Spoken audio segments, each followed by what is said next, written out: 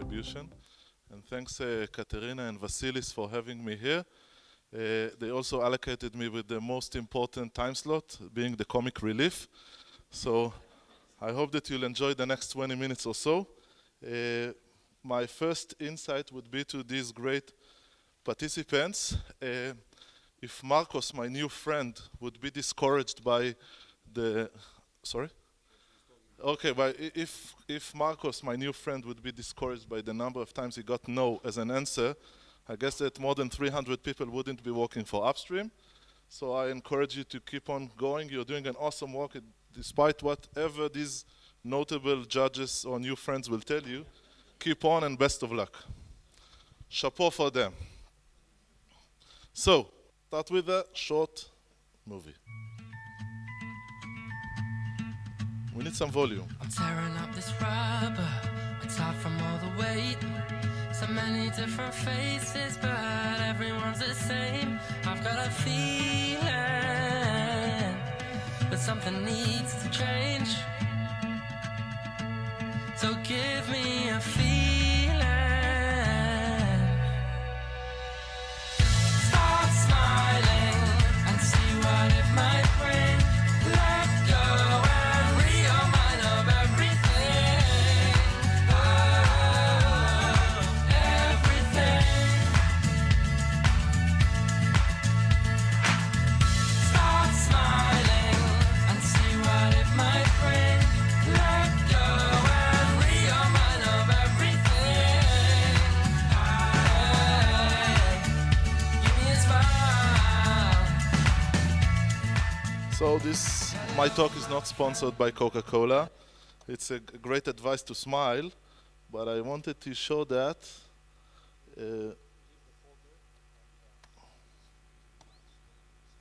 Okay, that's mine. Okay, so it's a great advice to smile, but this video was not intended only to be as a part of my comic relief. If you go into an advertising agency, wherever you go, you usually see hundreds of people working together to establish a very creative advertising campaign like the one that we've seen. It was showcased around the world by Coca-Cola. And the guys that made this campaign had only 5 employees at that time. Most of the people that done the work, the creative production, all the thought and the execution, were freelancers and people in their own community. And this company later on, the small advertising agency, was sold to Havas, one of the biggest advertising agencies. And it's only a case study, one case study that shows that the world is changing. And I'd like to show you some other as well, and I'll soon introduce myself. Second case study. 15 years ago, Microsoft decided to invest $65 million into Encarta in order to disrupt the encyclopedia market and make it digital. They ceased operation after a couple of years, burning a lot of money, and a new competitor, thinking quite differently about how to create new knowledge, about how to manage it, about how to distribute it, called Wikipedia at that time, went very successful. Third, maybe you'll think that these two examples are very, very simple or simplistic. I would like to give you an example from the automotive industry, a very conservative industry, safety. Take any car vendor that you're familiar with, dozens of thousands of employees working to develop new cars, to manufacture them, and then to market them to the market. It takes years and years to develop new cars. And one guy, an American guy, thought that car manufacturing could be quite different. And he established Local Motors. That's one of the first cars. And they are doing it quite differently. They have thousands of people in a virtual community working together to develop a new car. So it sounds imaginary. Fighting global giants, take any car vendor that you'd like, and competing them with quite an innovative way. So and they won a few bids by DARPA, that's the military R&D organization, the American one. They've done the new Jeep for Afghanistan, etc. And they're going quite successful. My key message here is that the world is changing. Instead of thinking about hierarchical organizations, I urge you to think differently. not only about 20 people, 100 people working in Athens or in any other place, but thinking about communities and about the power of the crowd. Unfortunately, I haven't heard so far about how can you leverage communities, whether it could be users, peers, competitors, experts, whatever.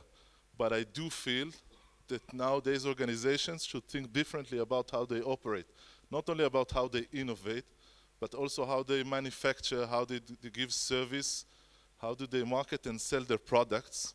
And I think that crowd capital, which is not only funding, it's much more than that, is the new asset class that we should all leverage. So, a bit about myself. I guess that you're thinking how to unlock crowd capital. I'm not only here to give a teaser, but I'm here to support my 2 cents about how to do it with crowdfunding. And my personal story begins in 2008. I was a young PhD student at the Hebrew University. As you can tell by my accent, I was not born in Cambridge. And my academic mentor is here, Harry, and he took me into a journey, a fascinating one. And into the first 3 months of conducting research, I thought that I'm about to win a Nobel Prize. To make the long story short, I haven't won yet a Nobel Prize, and I'm not certain I'm on the short list. Not yet. Thank you for that. I found a great company which started operation almost 12 years ago, based in Netherlands, which enabled artists to fundraise for their next album from their fans. So I guess that some of you are familiar with Kickstarter. If not, I'll soon elaborate on that. But imagine, artists are like entrepreneurs. They have all sorts of ways to fundraise for their next project, which is an album, in this case. So they can go to a record label, they can go to a producer, they can go to wealthy individuals, and usually they'll get a very small percentage of the royalties. They're doing all the work, they're creating the brand equity, they're driving sales, and they're getting only a small percentage. So these guys thought, why shouldn't we do it otherwise? They're entrepreneurs, they have some crowd capital because they have fans and they have emotional ties with their communities. So let's leverage this asset class into capital. And that way, they will be able to publish their next album or to do the next project and give the financial roadmap a leapfrog ahead. So I was extremely interested. I went to see them, I got the data, I started conducting research, and it was very, very hard. I got a lot of objections and rejections from my colleagues and advisors, and I went into establishing an old dream. My dream was to write a book, and since I was little, I thought that writing a book can be an exciting opportunity. If you read 100 Years of Loneliness, it's about writing books, it's not about reading books, so I can share with you the notion. And I've done it several times since, but still it's much loneliness than a project. And I Googled crowdfunding at night and looking for soulmates. It was early 2008, and then 2009, and I had a few chapters, and then I stumbled into a blog of a guy based in San Francisco, which is a serial entrepreneur. He wrote about all sorts of trends, and one of them was crowdfunding. I used a bit of Israeli chutzpah, being direct and blunt, called him. We became good friends. We got many rejections, I think 50 or 55 rejections from different publishers. We've self-published the first book. Later on, we sold quite a few copies, and a global publisher bought it, and that's my claim to fame. Since then, wrote a few other pieces. My latest book is about how crowdfunding can make a big change into enterprises and not only on entrepreneur, and I'll elaborate on that as well. Enough about myself. I'm a bit of a teacher, although I'm a long-time, lifelong student, and currently I do mostly fintech in Africa as a big passion to create impact and both drive revenues for our investors. So, I guess that you're thinking now, that's great, but how can we do it? Okay, maybe I convince you that there's a lot of assets in social communities or networks. Maybe you already have such kind of assets and you think, how can we unleash them? So I'll be speaking mostly about crowdfunding, and I'll be more than happy to share my thoughts. No time limits, so we'll stay here all night. I have several jokes in Hebrew as well. If the English one will, I'll be lacking of jokes in English, and we'll all sit and drink ouzo. So I guess that you're thinking, okay, what can we do with this kind of notion? Maybe if I convince you, you're thinking, what's the next step? So I'll be speaking a bit about crowdfunding in order to convince you that you should think about crowdfunding as a substantial funding mechanism for your startups. And again, I haven't heard about using or integrating crowdfunding within your financial roadmap, but I hope that you'll consider it. And when speaking about crowdfunding, I'd like to take you 500 years ago. Who knows the origins of the name bank? We have a prize over it, a book. The Israeli ambassador can't attend this contest, sorry. So, someone would like to, okay, not a book, $1 million. Okay. 2 million. Yes. Too long ago. Thanks, yes. I've heard that there were reports, sailors coming in and out with ships, and there were the Jewish people at a table that was a bank and exchanging currency. Thanks much. So banca in Italic is a bench, and 500 years ago when the Jews were expelled from Spain, some of them went to Italy and they sat on benches and marketplaces and they traded with money. Actually, they traded with information. On one hand, they had merchants who needed capital in order to buy stock, etc. And on the other hand, they were familiar with wealthy individuals that wanted to make an interest rate on their money. So who sits on benches now, the bankers, or it was another joke? Maybe it's better in Hebrew. And so from that bench, developed the bank as we know it. And during my years at the Hebrew University, I was luckily enough to spend some time to think what would be the future of finance. Will the finance will be still the same, like borrowing and depositing money and a big margin, and now we can access it via mobile or web, but still it's quite the same. So I'd like to give you an example of what happens now in finance. Let's take the biomarkers guy. Let's say you have $10,000 and I want to borrow $10,000, and we're going to a bank. You're going fast. We're sitting on the benches, not the bankers. And what would be the interest rate on depositing 10,000 euros here in Athens, for example? 0. Let's take 1%. Okay. No. Okay. We start arguing about the government. Thanks. We're working together. By the way, we're going everywhere together. So let's not start complaining about the government. Sorry for that.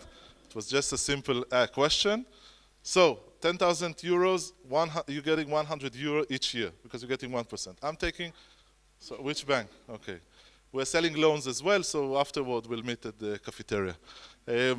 So you're getting 100 euros each year as an interest rate. And I'm sitting right behind you. I would like to take the same envelope with 10,000 euros and to borrow it, to buy a car, renovate, whatever, to go to a wedding and register via your app, etc. $10,000 is not enough for your, okay. And let's say that in other countries you get 8% because I don't want to start again with the jokes about the government, etc. So I'll be paying 800 euros. I'm paying 800 euros, you got 100 euros, it's quite a deal, right? Most of the banks are doing their earnings from this margin. And imagine that we were friends, now that you can trust me, you'll give me that 10,000 euros, and I'll pay you 400 euros, you'll get 4 times more, and I'll pay half. Is it feasible? Billions of dollars each month are transferred that way online.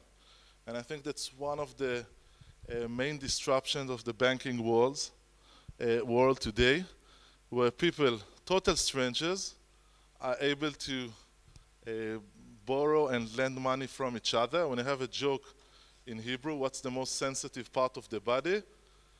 In Yiddish it sounds better, but it's the wallet or your pocket. And still, billions of people trust strangers via the web, total strangers, and doing transactions peer-to-peer lending. So I think that the financial world will surely change. I don't think that banks will disappear, but such kind of innovations will dramatically change the way that we perceive bank and bankings. And my humble answer to that question, what would be the future, I think one piece of it would be crowdfunding. And crowdfunding is collecting small amounts of money from a large crowd, usually via an electronic platform.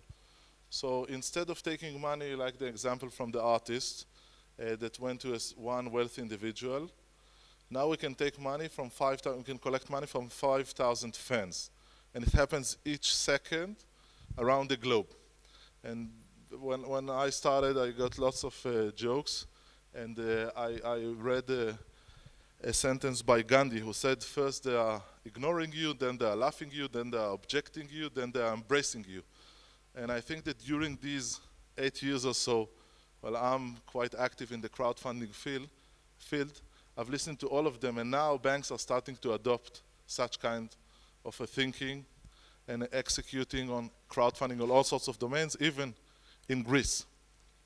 So, money is collected online. Lots of thousands of platforms are enabling dreamers on one hand, and backers, donors, investors, supporters, lenders, and giving the service of connecting total strangers. It's been enabled mostly by technology. Think of eBay 20 years ago. Who would think that we can buy a second-hand part for our antique car for someone who lives 20,000 miles from us and will pay via the internet, and we'll get it, and we'll have full trust in strangers. So I think that the platforms, unlike the older days, are enabling total strangers to feel like trustworthy partners, and it happens in crowdfunding every day. So, 4 main mechanisms: donation, reward base, debt, and equity. And I'll go quickly over them, and then I'll share some insights, and then we'll come back to the, and I'm sorry that I can't hear the last 5 because I have a flight, so don't be offended, but I'll be following you closely. First is donation. Think about collecting money physically on steroids. So instead of being physically with donors, you can do it virtually. And take, for example, a great viral fundraising campaign. If you lived in Earth in the last 2 years or so, I guess that you're familiar with the Ice Bucket Challenge. So imagine how viral it became, not only raising awareness, but raising dozens of millions of dollars for cures, for all sorts of applications that will hopefully make the life of an ALS patients and caregivers much better. Think about this gentleman, which in 2008 made one of the biggest crowdfunding campaigns. His advisors understood one important thing, that crowdfunding is much more than money. Even if you crowdfund for almost $1 billion, it's not important how much you fundraise, it's important that you create ambassadors. And while Barack Obama, the first Afro-American president, started in 2007 or 2006 his presidential campaign, they started with a very, very simple notion. Back us with X dollars and you'll get a yes we can or change t-shirt or whatever, or a phone call from George Clooney, or get you an invitation to a dinner with Michelle Obama. And he understood that the most important thing is to tap into the minds and hearts of such kind of backers. Because imagine that in the old days you were paying for advertisements, you are paying for PR, and you are paying for the day of the voting that people will come to vote. And it's not very easy. In some countries they are doing it with rickshaws, taxis, and in other countries they are doing it with machine guns. Dead or alive, you are brought to vote. Here, a young donor is walking with a t-shirt and doing advertising and telling his family and friends that he just backed a candidate because he feels something as part of a bigger journey, and most important, it's coming to vote. So crowdfunding is much more than money, and I think that creating a virtual advisory board, a big community of supporters, can be extremely relevant for your journey as well. So that's for donations. Reward. Let's say that we would like to sell an album, or sorry, would like to fundraise for an album. We need a designer, we need a band, we need all sorts of other related expenses.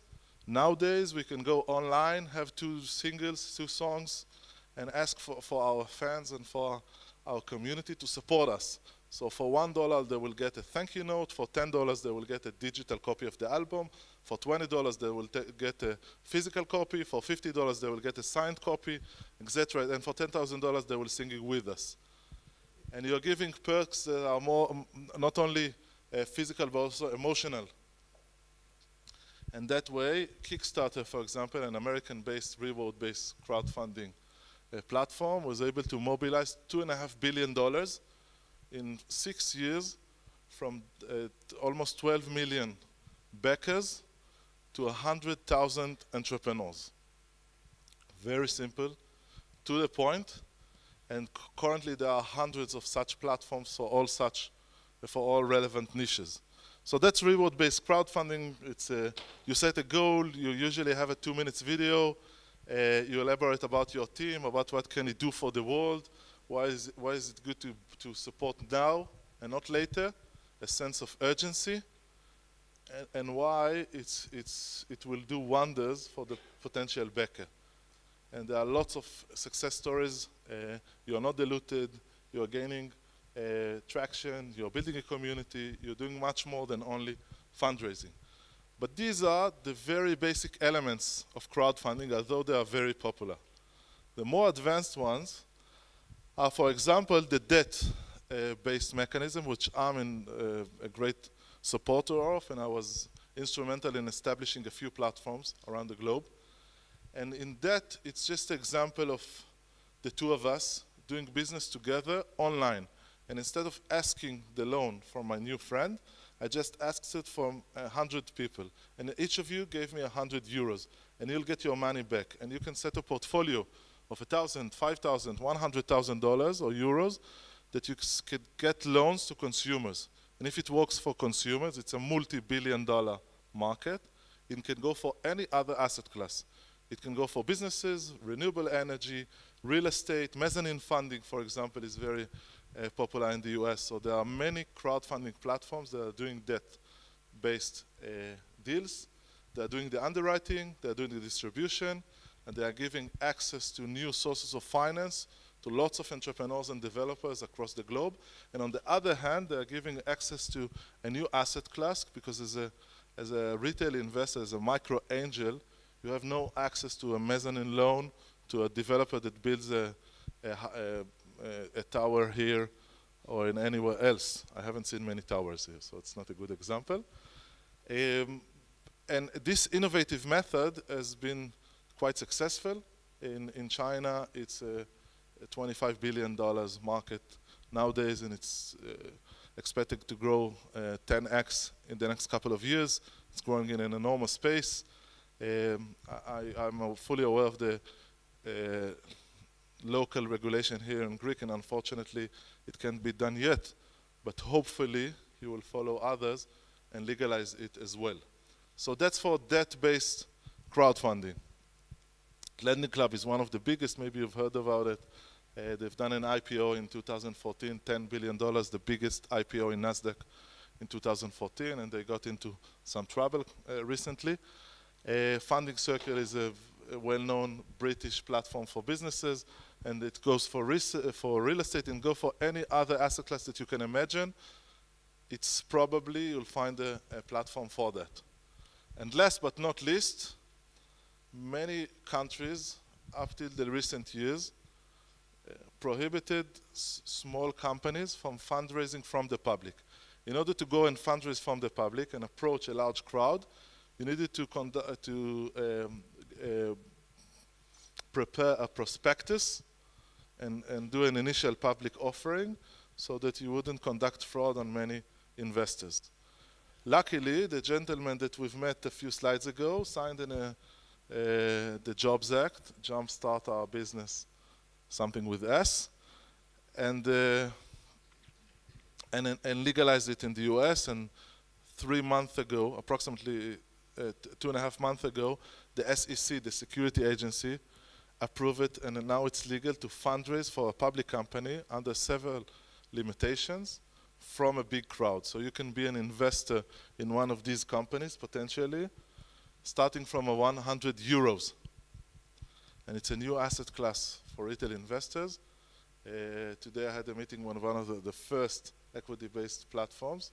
The gentleman is sitting here, and I wish him best of luck, a pioneer here. Go into Open Circle later.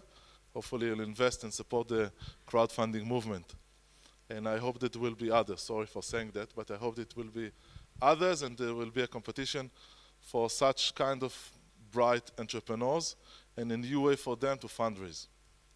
So that's equity-based crowdfunding, and it becomes easy as Kickstarter, as backing a project and buying some kind of a perk, a reward.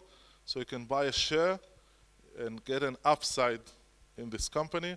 Of course, it's very risky, etc. So these are the 4 elements, and it became, as I've said several times, just to convince you that it became more than an anecdote, it became a big industry. And just to show you that I'm not only thinking about the bright side, there are all sorts of dark sides, starting from regulation, and I've been to many governmental committees across the globe. How do you balance between the ability to unleash new sources of capital for SMEs, small and medium enterprises, which are the engine of many economies worldwide, and on the other hand, how do you protect small investors? And I can tell you it's a big challenge. Until being on such committees, when I was in the business of selling books, I used to throw tomatoes on such kind of regulators. And one of the chapters in the first book, we wrote that it's funny that you cannot invest $100 in a pizzeria or in a souvlaki place nearby and create new jobs, but you can take $100,000, put them in a suitcase, go to Vegas, burn them, spend them, enjoy them, whatever you can call it, come back with an empty suitcase, and that's legal. But it was easy. Selling books is much easier than sitting with policymakers, and I was lucky or not to be in more than a few committees, and it's very hard to find that balance. In Greece also, they are about to publish a new set of regulation that is trying to balance between protecting small investors and enabling a new source of funding. So that's one issue.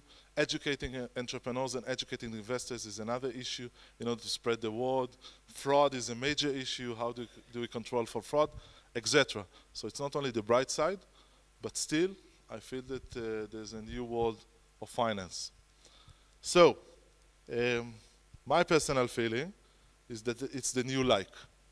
It's not only passive like that you run after and nobody cares about it no more, but if you pay $1, $5, $10, even if it's not a lot of money, remember the Yiddish joke, it's the most sensitive part of the body. Taking your credit card or even doing a near-field communication with your mobile, it's hard, and I think it's the new sign of belief in such kind of companies, projects, endeavors, etc.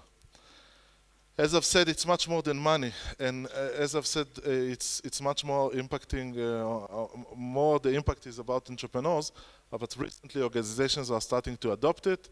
Dodge is selling cars in the US, the new Dart. You can download an application, you can configure the car, the engine, the audio, the sunroof, the color, and you're sending it to your social network, and they will sponsor your new car. So grandma will buy you the engine, your uncle will buy the sunroof, etc. And they are empowering clients to crowdfund for their parts. IBM is doing internal Kickstarter where you can vote for ideas internally. And I have lots of examples in the new book, which my new friend will get a signed copy in a minute. So, Eric von Hippel from MIT, and I tried to look for a quote from an MIT professor as we're in the MIT Enterprise Forum. And it was easy to find because many people write about it. I'm joking. It was very hard to find. That's why I got late into sending the slide deck only this morning, so apologies for that. I think that crowdfunding will revolutionize not only the finance world, but also how can people innovate.